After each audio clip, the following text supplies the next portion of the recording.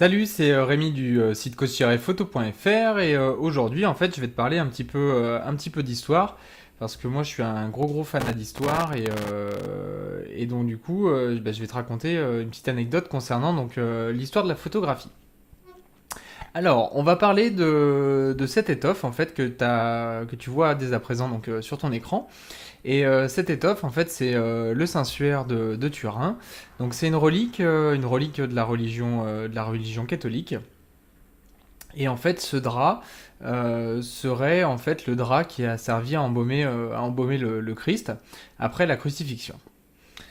Et une des théories qui expliquerait la formation en fait de cette silhouette sur ce drap repose sur le fait que ce drap-là ne serait pas en fait le linceul du Christ, mais serait en fait le premier procédé photographique de l'histoire et utiliserait en fait le principe qu'on appelle du sténopé. Alors, je vais t'expliquer ce que c'est donc le principe du sténopé, et c'est le principe en fait de la chambre noire. Alors,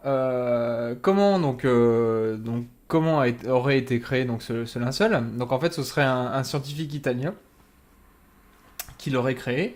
En partant tout simplement d'une constatation qu'il a faite.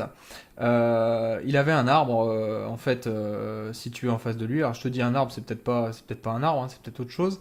Mais et il a remarqué, donc lui il avait sa maison située en face, soit de l'autre bâtiment, soit en face, justement on va dire que c'est un arbre.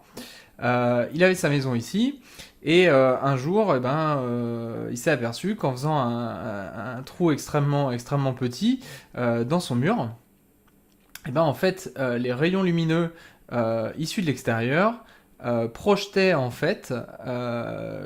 donc la silhouette de l'arbre sur son mur, qui est situé en face, et cette silhouette était à l'opposé. Et qu'est-ce qui nous intéresse, nous, dans le cadre du linceul du Christ? En fait, ce qu'il aurait fait, c'est qu'il aurait étendu en fait un drap ici, et il l'aurait donc trempé dans différents produits chimiques.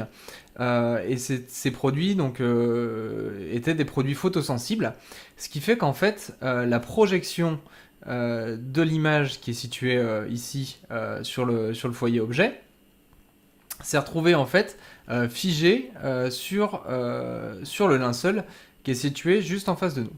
Alors pourquoi je te raconte tout ça? Tout simplement parce que ça, en fait, c'est ce qu'on appelle une chambre noire. Et aujourd'hui, le principe de la chambre noire, c'est le même principe que ton réflexe. Parce que qu'est-ce qui se passe avec ton réflexe? Si on reprend notre arbre, on va prendre ici, donc tu vas avoir ton objectif, ton boîtier, et en fait, qu'est-ce qui va se passer? Donc là, c'est vraiment d'une façon schématique, mais en fait, l'image de l'arbre, elle va se projeter en fait sur ton capteur, et de là, tu vas en tirer une photographie que tu vas pouvoir imprimer. Et là, c'est exactement la même chose. Donc au final, si tu regardes, parce que ça s'est passé dans les années 1500, aujourd'hui, on est en quoi? On est en 2016. Tu regardes qu'en fait, en 500 ans, il s'est pas passé grand-chose. En 500 ans, qu'est-ce qui a été amélioré? On a amélioré en fait notre autofocus, on a amélioré donc les mesures d'exposition avec les posemètres, on a amélioré donc les capteurs, les capacités de stockage, parce qu'aujourd'hui on est passé sur du numérique. Mais au final, le principe fondateur, depuis cette histoire du XVe siècle, à Nicéphore Niepce, en passant par les frères Lumière jusqu'à toi, au final ça n'a pas tellement changé. Alors pourquoi je te parle de tout ça? Je te parle de tout ça parce qu'en fait j'ai l'atelier de la semaine que j'ai créé, en fait a pour thème donc comprendre son appareil photographique. Alors pourquoi, à mon sens, il est important de comprendre ton appareil photo et comprendre son fonctionnement? L'avantage, c'est que ça va te permettre en fait d'appréhender donc plus facilement certaines notions, telles que la notion de vitesse, d'ouverture et d'ISO qui peuvent te sembler parfois obscures. Un autre élément, ça va être la lumière. Parce que si on prend le mot photographie, il est composé en fait de deux parties. On va avoir la première, donc photo la lumière, Et graphie, en fait, graphie c'est quoi? C'est le dessin, c'est peindre, voilà. Donc qu'est-ce qu'on fait en fait lorsque tu prends une photographie?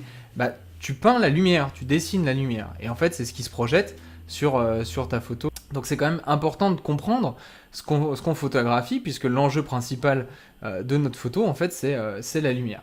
Donc tout ça, ça va te permettre également donc, de comprendre la différence qu'il y a en fait entre ton réflexe et ton appareil photo compact. Et ça va te permettre de vraiment prendre conscience de l'étendue des possibilités que tu vas avoir par rapport au réflexe. Et ça va vraiment te permettre de progresser. Donc si tu es intéressé donc, par l'atelier, à ce moment-là, ce que je t'invite à faire, c'est à cliquer sur le i comme info qui s'affiche si tu es sur YouTube. Et si tu es sur Facebook, en fait, tu as le lien qui est juste au-dessus. Donc lorsque tu cliques en fait sur ce lien, tu vas arriver sur une page où on va te demander en fait différents renseignements. Ensuite, tu vas pouvoir accéder donc aux renseignements bancaires. Donc moi je passe par une plateforme qui s'appelle Stripe, donc c'est le même type de plateforme que PayPal, donc c'est 100% sécurisé, il n'y a aucun souci avec ça. Donc tu as juste à mettre tes coordonnées bancaires.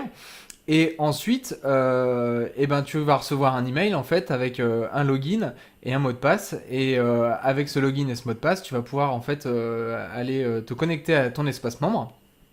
Et là-dessus, donc, tu auras accès à cet atelier donc pour comprendre comment fonctionne ton réflexe. Donc, si tu es intéressé à ce moment-là, moi, je te retrouve tout de suite dans l'atelier. Et pour les autres, je vous dis dans la semaine pour la prochaine vidéo. Allez, salut, ciao, ciao.